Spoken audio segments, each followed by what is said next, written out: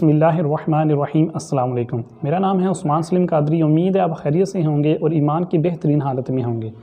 नाज़रीन, आज आपके सामने इमाम अहले सुन्नत मौलाना शाह इमाम अहमद रज़ा खान फ़ाज़िल बरेलवी रहमतुल्लाहि ताला अलैह के चंद फ़रामीन का ख़ुलासा आपके सामने पेश करूँगा और उसी को सामने रख कर आज के मुआशरे के अतबार से, आज का मुआशरा उस एतबार से हमसे क्या तकाज़ा करता है उसको आपके सामने रखूँगा।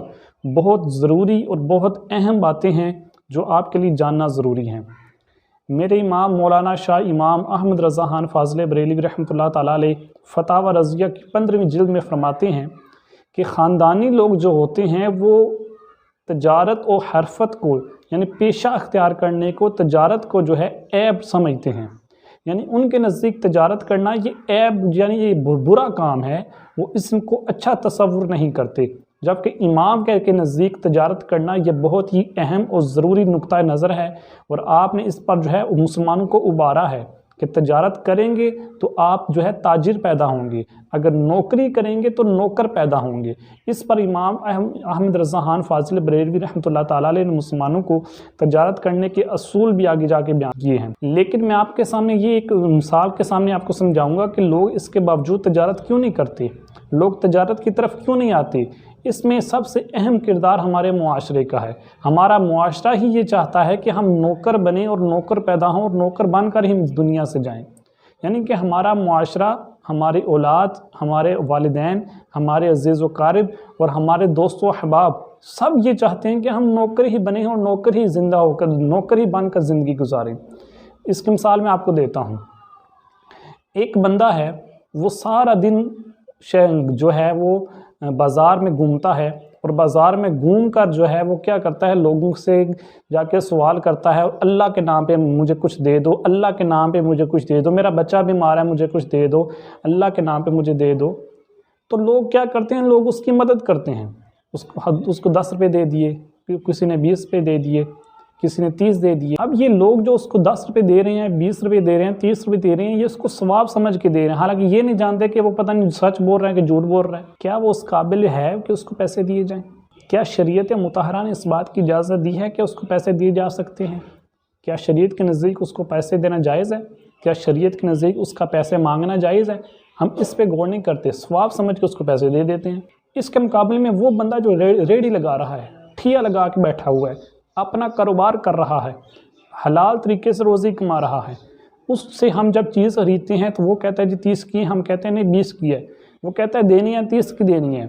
उसको हम 10 रुपये ज़ायद नहीं देंगे, लेकिन हालांकि उसको देंगे तो उसके जो है अंदर हौसला पैदा होगा मज़ीद कारोबार करने का, उसकी औलाद में हौसला पैदा होगा कारोबार करने का। तो इस तरह हम उसकी हौसला अफजाई करने के बजाय उसको देना पसंद करते हैं जिसको देने की शरीयत ने इजाज़त नहीं दी, जिसकी वजह से हम जो है लोगों के हौसले तोड़कर उनको नौकर बनाने की तरफ लेकर जा रहे हैं। तो ये मुआशरा हमें जो है, अब वो जो रेडी लगा के बैठा हुआ है वो मुश्किल से 100, 200, 700, 800 हज़ार रुपये कमाता है, और जो मांगता है वो दिन का 10-10 हज़ार रुपये भी कमा रहा है। अब जब उसको पता चल गया कि मांगने में ज़्यादा पैसे आते हैं और हलाल कमाने से कम पैसे आते हैं, तो वो बंदा तो मांगता ही रहेगा, हमेशा ही मांगने को ही तरजीह देगा। तो यही हमारी कौम का हाल है कि हम जो है नौकरी को तरजीह देते हैं, जो है हलाल तरीके से कारोबार करने को तरजीह नहीं देते।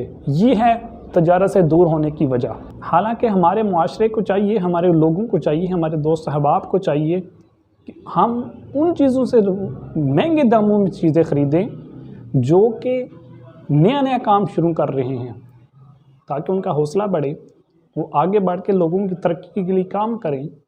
जितनी ज़्यादा उसके कारोबार में बरकत होगी, अल्लाह ताला उसे उतना ही ज़्यादा देने की तौफीक अता फरमाएगा। अब इलान मस्क जो है उसने 44 अरब डॉलर का जो है ट्विटर ही खरीद लिया। पाकिस्तान का कुछ सारा कारोबारी तबका भी मिल जाए तो वो एक बंदे के मुकाबले मुश्किल से आता है, शायद वो भी ना आ सके। वजह क्या है? उसने तजारत को तरजीह दी, हमने नौकरी को तरजीह दी। उसने तजारत को अहम समझा, हमने नौकर बनने को अहम समझा।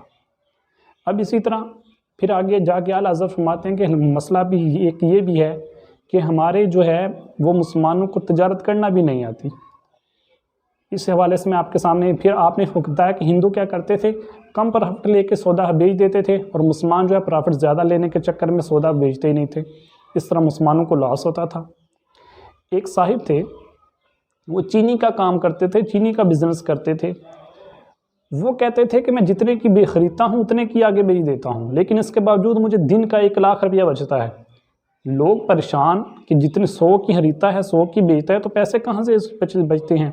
تو اس نے بتایا حقیقت یہ ہے، مسئلہ یہ ہے، اصل بات یہ ہے کہ میں جب خریدتا ہوں تو میں بوریوں سمیت خریدتا ہوں، جب بیچتا ہوں تو بوریوں کے بغیر بیچتا ہوں۔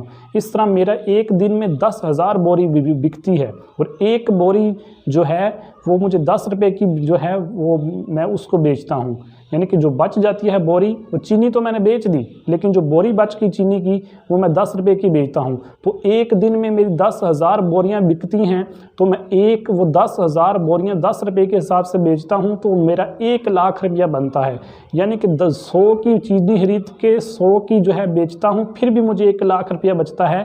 تو یہ ہے کہ کم پرافٹ کو ترجیح دی جاتی ہے۔ تو اس طرح کاروبار میں ترقیاں ہوتی ہیں، لیکن ہمارے معاشرے میں مسلمانوں نے کیا کیا، جو کم پرافٹ کے چکر میں نہیں بلکہ زیادہ پرافٹ کے چکر میں اپنے کاروبار کو تباہ کر دیا، برباد کر دیا۔ تو ان تمام چیزوں کا خلاصہ یہ ہے کہ جس طرح آپ لوگوں کو بقیہ سنتیں سکھاتے ہیں، یہ بھی سنت سکھائیں کہ کاروبار کرنا بھی آقا علیہ الصلوۃ والسلام کی سنت ہے۔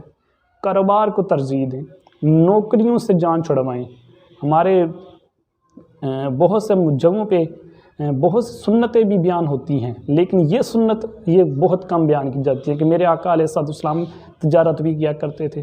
تو تجارت کو فروغ دیں، تجارت کرنے والوں کی حوصلہ افزائی کریں، ان سے چیزیں خریدیں تاکہ ان کی حوصلہ افزائی ہو اور ہمارے معاشرے میں نوکر کے بجائے لیڈر پیدا ہوں۔ اللہ تعالیٰ سے دعا ہے جو کچھ عرض کیا ہم پہ اس پہ عمل کرنے کی توفیق عطا فرمائے۔ آمین بجاہ نبی الامین صلی اللہ تعالیٰ علیہ وآلہ وسلم۔